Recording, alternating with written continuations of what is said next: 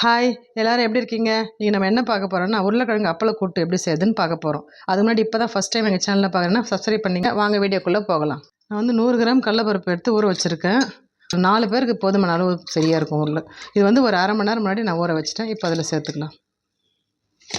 முதல்ல கடலப்பருப்பு அதில் சேர்த்துக்கலாம். கொஞ்சம் ஊற வச்சா இது வேகிறதுக்கு ரொம்ப நேரம் ஆகும். உருளைக்கிழங்கு சீக்கிரம் வெந்துடும். அதனால் நம்ம இதை முதல்ல ஊற வச்சுக்கணும். 1 மணி நேரம் ஊறிச்சினா கூட தப்பு கிடையாது. அப்போ நம்ம உருளைக்கிழங்கு இதை சேர்க்கும் போது 2 விசிலில் நிறுத்திடலாம். இது ஊறாமல் இருந்து நம்ம அதை போட்டோம்னா இது வேகாமல் இருக்கும், உருளைக்கிழங்கு நல்லா வெந்துட்டுருக்கும்.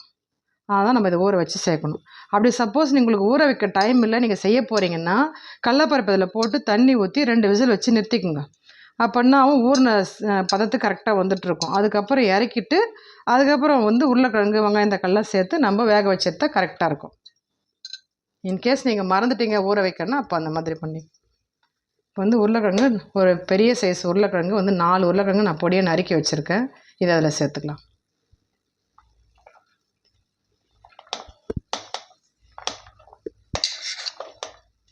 ரெண்டு வெங்காயம் வந்து பொடியை நறுக்கி வச்சுருக்கேன். 2 தக்காளி பொடியை நறுக்கி வச்சுருக்கேன். இதில் சேர்த்துக்கலாம்.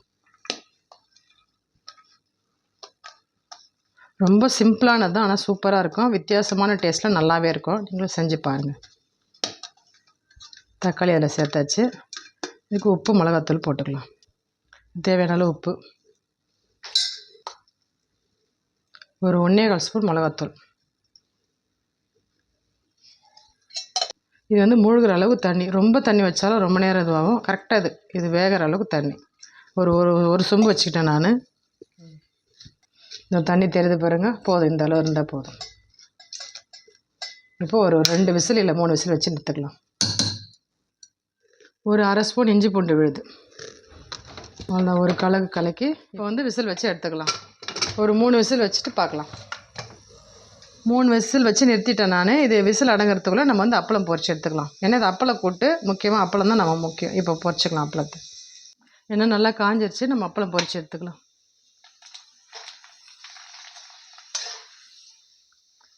நிறைய அப்பளம் போடணும், அப்போ தான் நல்லா டேஸ்ட்டாக இருக்கும். ரொம்ப பொடியாக நான் உடச்சிக்காதீங்க, கொஞ்சம் அப்பளம் தெரிகிற மாதிரி பண்ணிங்க. ரொம்ப பொடியாக இருந்தாலும் தெரியாது. இது வந்து பெரிய அப்பளம், இதை 4 துண்டாக உடச்சிட்டது. அப்பளம் பொரித்து எடுத்துக்கிட்டேன் நான். இப்போ விசில் அடங்கினோடனே இந்த அப்பளத்தண்ணி வரைக்கும் அதில் போடும்போது பார்க்கலாம். நான் 2 ஸ்பூன் எண்ணெய் எடுத்துக்கிறேன். ஒரு 3/4 ஸ்பூன் கடுகு, ஒரு மிளகா, நீட்டு மிளகாவை 3 கிள்ளி வச்சுருக்கேன். இதை போட்டுக்கலாம். விசில் அடங்கிடுச்சு, நம்ம இதை திறந்து பார்க்கலாம். நல்லா வெந்திருக்கு பாருங்கள்.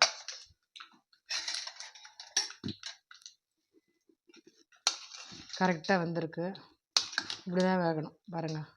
திட்டமாக வந்துருக்கு. உருளைக்கிழங்கு நல்லா வெந்துச்சு பாருங்கள். அதுக்கு இப்போ தாளிச்சதை நம்ம இதில் சேர்த்துக்கலாம். கறிப்பில் கொஞ்சம் தாழை சேர்த்துக்கலாம். இப்போது உப்பு காரம் பார்த்துங்க, கம்மியாக இருந்தால் கூட போட்டுக்கலாம். உப்பு தேவையான அளவு போட்டுங்க. காரம் போதுன்னா விட்டுருங்க. சப்போஸ் உங்களுக்கு பத்தலைன்னா இந்த ஸ்டேஜில் சேர்த்துக்குங்க. இப்போது அப்பளம் நறுக்கி இதில் சேர்த்துக்கலாம். 4ஆக உடைச்சது இது, ஒரு பீஸ் இது. இங்கே பாருங்கள், சும்மா ஒரு 2 நசுக்கி, அவ்வளோதான்.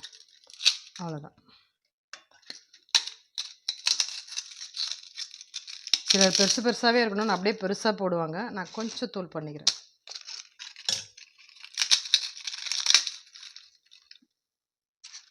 எங்கள் பசங்களாம் கொஞ்சம் நல்லா பெருசாக இருக்கணும்னு நினைப்பாங்க. இதுக்கு மேலே பொடியை நறுக்கக்கூடாது.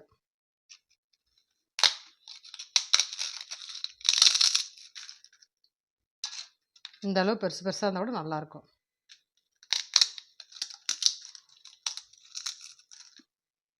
தண்ணி பத்தாது, இன்னும் கொஞ்சம் தண்ணி சேர்த்துக்கணும். ஏன்னா வந்து அப்பளம் வந்து தண்ணி இழுத்துரும்.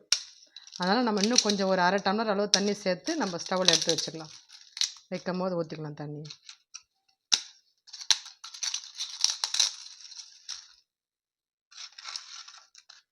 ஒரு பெரிய சைஸ் அப்பளம் ஒரு 3 எடுத்துருக்கேன் நான். போதும்னு நினைக்கிறேன். பத்தெல்லாம் நம்ம சேர்த்துக்கலாம். இப்போ தண்ணி விட்டுக்கலாம். இப்போ வந்து ஒரு டம்ளர் அளவு தண்ணி எடுத்துக்கிறேன். இப்படி இருக்கேன்னு பார்க்காதீங்க, கொஞ்ச நேரம் அப்படியே இருக்கட்டும். லேசாக ஒரு உடச்சி கொஞ்ச நேரம் உள்ளே இருக்கிறத எடுத்து அப்படி மேலே போடணும். அங்கே பாருங்கள், அவ்வளோதான். அது உள்ளே போயிடும். தண்ணியில் கொஞ்சம் லேசாக டிப் பண்ணால் போதும். இங்கே பாருங்கள், அதில் கொதித்து அது நல்லா வந்து மெத்துன்னு ஆகிடணும். அவ்வளோதான், போயிடுச்சு பாருங்கள். இல்லை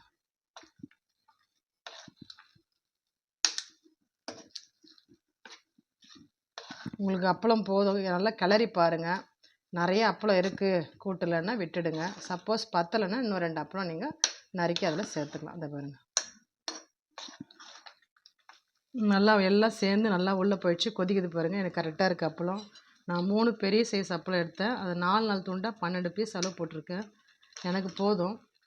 நல்லா கொதித்து வந்துடுச்சு, நல்லா வெந்துடுச்சு. நம்ம கொத்தமல்லி போட்டு இறக்க போகிறோம். அவ்வளோதான், கொத்தமல்லி போட்டாச்சு.